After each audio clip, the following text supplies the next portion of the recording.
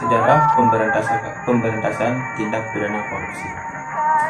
Seperti yang kita ketahui bersama, tindak pidana korupsi bukan merupakan hal baru, namun sudah ada sejak zaman kerajaan-kerajaan, tetapi tidak menggunakan istilah korupsi.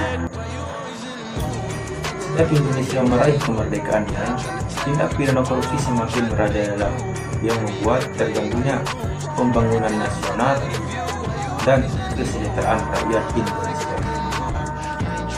Berbagai cara yang dilakukan pemerintah untuk memberantas korupsi, dengan cara membuat undang-undang dan memberikan hukuman kepada koruptor. Namun, korupsi tidak bisa hilang dari Indonesia, bahkan sudah menjadi tradisi turun-menurun. Di sini tugas pemerintah sangat berat.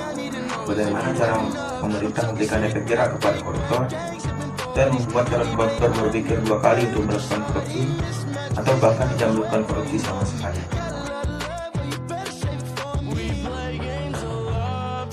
Baik, selanjutnya peraturan perundang-undangan yang pernah digunakan untuk memberantas tindak pidana korupsi. Yang pertama, delik korupsi dalam KUHP. Yang kedua, Undang-Undang Peraturan Pemberantasan Korupsi Penguasaan Peran Pusat Nomor PT Perpu 013/1950. Yang ketiga, Undang-Undang Nomor 24 PP Tahun 1960 tentang tindak pidana korupsi. Yang keempat, Undang-Undang Nomor 3 Tahun 1971 tentang pemberantasan tindak pidana korupsi. Yang kelima, DPR/MPR Nomor 6 MPR 1998 tentang penyelenggara negara yang bersih dan bebas korupsi, kolusi dan nepotisme. Yang keenam, Undang-Undang Nomor 28 Tahun 1999 tentang penyelenggara negara yang bersih dan bebas korupsi, kolusi dan nepotisme. Yang ketujuh, Undang-Undang Nomor 31 Tahun 1999 tentang pemberantasan tindak pidana korupsi.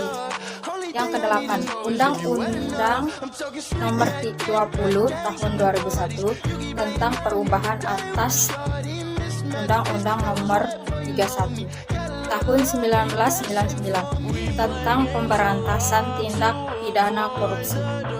Yang kesembilan, Undang-Undang Nomor 30 Tahun 2002 tentang Komisi Pemberantasan Tindak Pidana Korupsi. Yang ke-10, Undang-Undang Nomor 7 Tahun 2006 tentang pengesahan United Nations Convention Against Corruption (UNCAC) 2003. Yang ke-11, Peraturan Pemerintah Nomor 71 Tahun 2000 tentang peran serta masyarakat dan pemberian penghargaan dalam pencegahan dan pemberantasan tindak pidana korupsi. Yang ke-12, Instruksi Presiden Nomor 5 Tahun 2004 tentang percepatan pemberantasan korupsi.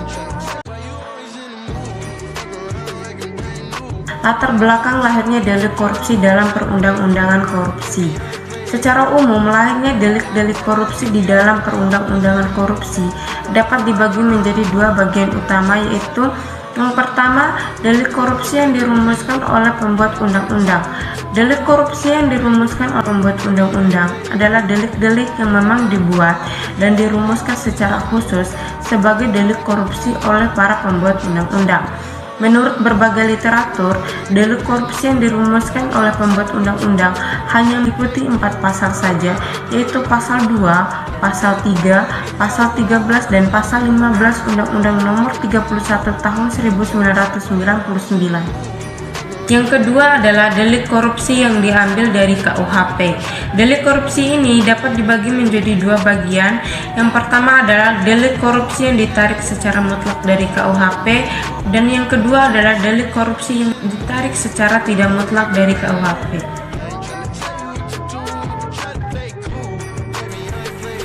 Delik korupsi menurut Undang-Undang Nomor 13 Tahun 1999, Undang-Undang Nomor 20 Tahun 2001. Berdasarkan undang-undang, kita dapat membedakan 30 perbuatan yang termasuk ke dalam delik korupsi, dan 30 perbuatan tersebut telah tercakup dalam 13 pasal. Dan adapun delik korupsi dalam undang-undang adalah pasal 2 ayat 1 dan 2, pasal 13, pasal 15, pasal 16 ayat 1 dan 2, pasal 11, pasal 12, pasal 6 ayat 1 dan 2, pasal 7 ayat 1 dan 2, pasal 8, pasal 9 dan pasal 10. Selanjutnya, gratifikasi. Undang-Undang Pemberantas Tindak Pidana Korupsi Nomor 31 Tahun 1999 Jo. Undang-Undang Nomor 20 Tahun 2001 memperkenalkan suatu perbuatan yang dikenal sebagai gratifikasi, sebagaimana diatur dalam pasal 12B.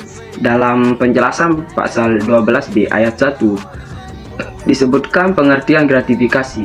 Gratifikasi adalah pemberian dalam arti luas yang meliputi pemberian uang, rapat atau diskon, komisi, pinjaman tanpa bunga, tiket perjalanan, fasilitas penginapan, serta perjalanan wisata, pengobatan cuma-cuma, dan fasilitas lainnya.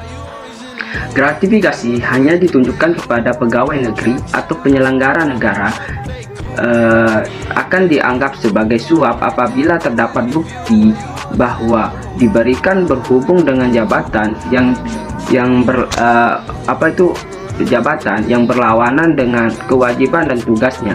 Sifat pidana gratifikasi akan hapus dengan dilaporkan penerimaan gratifikasi itu oleh pegawai negeri atau penyelenggara negara kepada Komisi Pemberantasan Korupsi. Pada prinsipnya, gratifikasi adalah pemberian biasa dari seorang kepada seorang pegawai negeri atau penyelenggara negara. Dalam praktek, pemberian seperti ini kerap dijadikan sebagai modus untuk membina hubungan baik dengan pejabat, sehingga dalam hal tersebut tersangkut suatu masalah yang menjadi kewenangan pejabat tersebut. Kepentingan orang itu sudah terlindungi karena ia sudah berhubung baik dengan pejabat tersebut.